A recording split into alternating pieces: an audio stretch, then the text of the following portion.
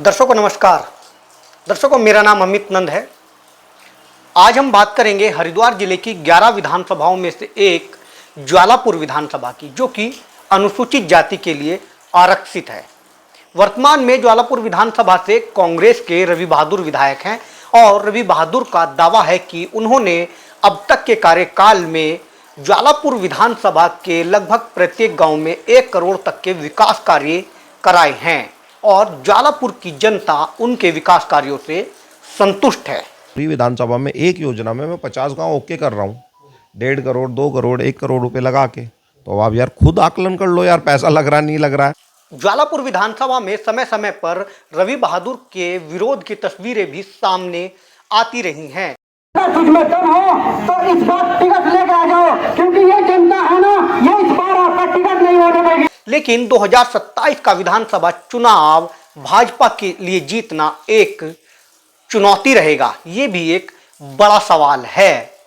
भाजपा से ज्वालापुर विधानसभा से टिकट की मांग करने वालों की फेहरिस्त लंबी है, लेकिन सबसे बड़ी बात यह है कि इस लंबी लिस्ट में ऐसा कौन सा भाजपा नेता होगा जो ज्वालापुर विधायक द्वारा किए जा रहे दावों को चुनौती देगा और 2027 के विधानसभा चुनाव में ज्वालापुर विधानसभा को जीतकर भाजपा को देने का भरोसा दिला पाएगा। आपको बता दें कि 2012 से 17 तक यहां पर भाजपा का कब्जा रहा है और 17 से 22 तक भी ज्वालापुर विधानसभा से भाजपा के ही विधायक रहे हैं। लेकिन 2022 के विधानसभा चुनावों में कांग्रेस के रवि बहादुर ने भाजपा के इस किले को गिराकर यहां पर कांग्रेस को जिताने का काम किया और ये ज्वालापुर विधानसभा कांग्रेस के पाले में आ चुकी है।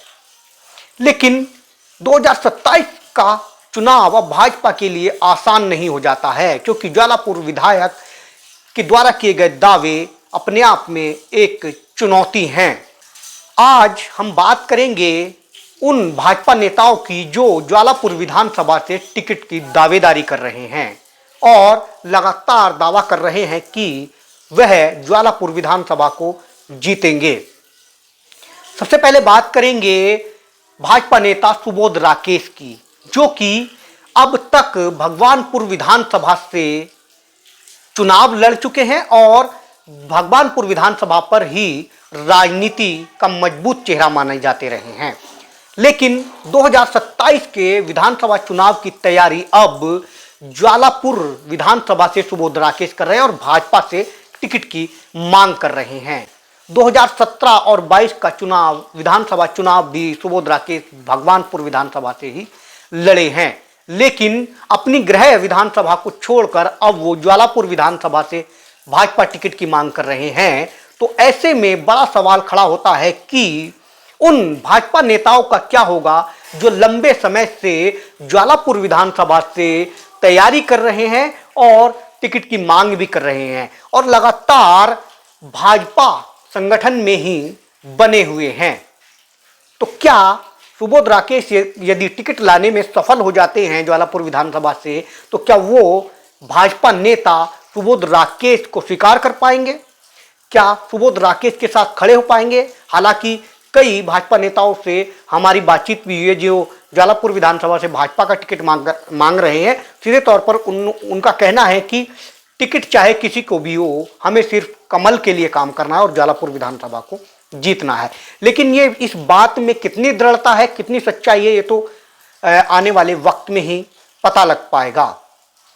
उन नेताओं में जो लगातार भाजपा से दावेदारी कर रहे हैं और लगातार भाजपा संगठन में ही बने हुए हैं, उनमें एक हैं भाजपा नेता देवेंद्र प्रधान, जो कि अखिल भारतीय विद्यार्थी परिषद से अपनी राजनीति की शुरुआत करते हैं और भाजपा संगठन में भी कई महत्वपूर्ण पदों पर रहे हैं। 2017 और 2022 के विधानसभा चुनावों में ज्वालापुर विधानसभा सीट से भाजपा टिकट की मांग भी कर चुके हैं, लेकिन ना 17 में उनको टिकट मिल पाया, ना 22 में टिकट मिल पाया। टिकट ना मिलने के बावजूद भी वो लगातार ज्वालापुर विधानसभा में सक्रिय हैं। तो क्या अपनी गृह विधानसभा को छोड़कर सुबोध राकेश का ज्वालापुर विधानसभा से टिकट की मांग करना और जो लगातार कई वर्षों से विधानसभा में सक्रिय हैं उनको नज़रअंदाज किया जा सकता है? क्या वो ऐसे भाजपा नेता जो लगातार लंबे समय से भाजपा टिकट की मांग कर रहे हैं ज्वालापुर विधानसभा से, क्या वो सुबोध राकेश को यहाँ पर समर्थन दे पाएंगे? ये अपने आप में एक बड़ा सवाल है। कमेंट सेक्शन में जरूर बताते रहिएगा दोस्तों कि आखिर इसके जवाब क्या हो सकते हैं, आखिर इसके पीछे की प्रतिक्रियाएं क्या हो सकती हैं। देखा, देवेंद्र प्रधान, तेलूराम प्रधान, सतीश गौतम और मनोज गौतम, जो कि ये इस तरह के कई नेता हैं, ये लंबी लिस्ट है, लेकिन देवेंद्र प्रधान भी लगातार टिकट की दावेदारी कर रहे हैं, टिकट की मांग कर रहे हैं। ओएसडी राज्यपाल के ओएसडी पद पर भी वो रह चुके हैं, बावजूद इसके वो लगातार यहाँ पर सक्रिय थे। और यदि सुबोध राकेश टिकट नहीं हो पाता है सुबोध राकेश को ज्वालापुर विधानसभा, तो आखिर सुबोध राकेश करेंगे क्या? ये भी अपने आप में एक सवाल है।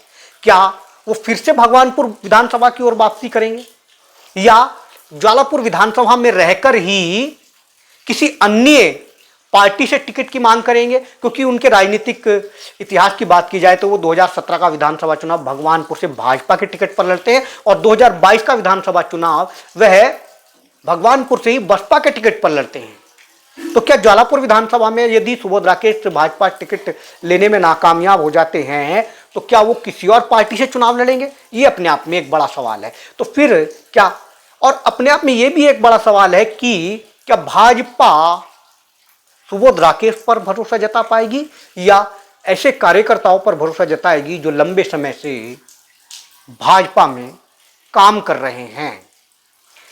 और क्या ये भाजपा जो जिस भी भाजपा नेता पर भरोसा जताती है, क्या वो इस सीट को जीत कर 2027 के विधानसभा चुनाव में भाजपा को दे पाएंगे और रवि बहादुर के इस किले को गिरा पाएंगे, उनके दावों को चुनौती दे पाएंगे? ये अपने आप में एक बड़ा सवाल है। दोस्तों कमेंट सेक्शन में अपने जवाब लिखते रहिएगा ताकि आपका फीडबैक मिलता रहे। अन्य और विधानसभाओं की भी हम चर्चा करेंगे, और ज्वालापुर विधानसभा से और भी जो भाजपा नेता हैं जो दावेदारी कर रहे हैं उनके बारे में भी हम बातचीत करेंगे। लेकिन फिलहाल आज एक छोटी सी तस्वीर रवि बहादुर विधायक के द्वारा किए गए दावों को लेकर के है, और जो भाजपा नेता लगातार सक्रिय हैं उनके इस पूरे समीकरण को लेकर के। हालांकि देवेंद्र प्रधान लगातार ज्वालापुर विधानसभा में सम्मान समारोह कर रहे हैं, सम्मानित कर रहे हैं कार्यकर्ताओं को, लोगों के बीच जा रहे हैं, वो भी सीधे तौर, और उनके इन सम्मान समारोह में, इन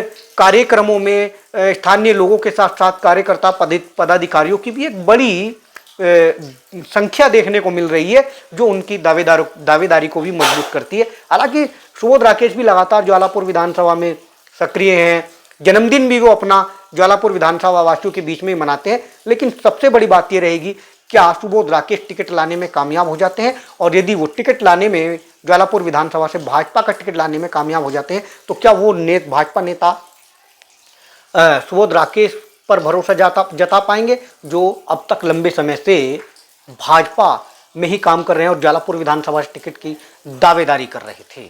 अपने जवाब कमेंट सेक्शन में जरूर दीजिएगा। नमस्कार।